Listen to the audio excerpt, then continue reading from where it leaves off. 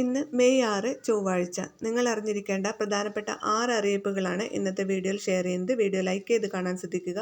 അതുപോലെ ആദ്യമായി ഈ ചാനൽ കാണുന്നവർ ഒന്ന് സബ്സ്ക്രൈബ് ചെയ്യാനും തൊട്ടടുത്തുള്ള ബെല്ലൈക്കൺ എനേബിൾ ചെയ്യാനും മറക്കരുത്.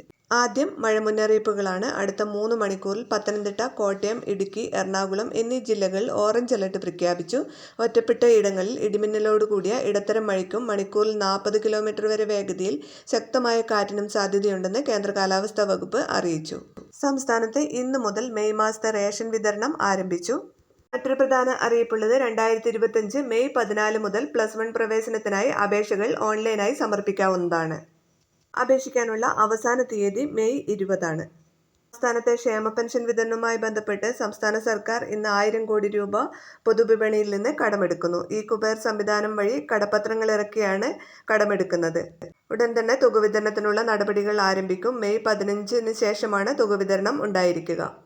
ഈ മാസത്തെ ക്ഷേമ പെൻഷനും അതോടൊപ്പം ഒരു മാസത്തെ കുടിശ്ശികയടക്കം 3200 രൂപയുടെ വിതരണമാണ് ഈ മാസം ഉണ്ടായിരിക്കുക.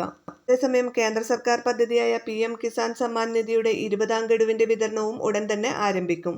ഈ മാസം അവസാനത്തോടുകൂടിയായിരിക്കും 20ാം ഗഡുവിന്റെ വിതരണം. KYC, ലാൻഡ് സീഡിംഗ്, അതുപോലെ ആധാർ, ബാങ്ക് അക്കൗണ്ടുമായി ബന്ധിപ്പിക്കൽ തുടങ്ങിയ കാര്യങ്ങൾ പൂർത്തിയാക്കാത്തവർ എത്രയും പെട്ടെന്ന് അത് പൂർത്തിയാക്കേണ്ടതാണ്. വീഡിയോ ഷെയർ ചെയ്യാൻ മറക്കരുത്.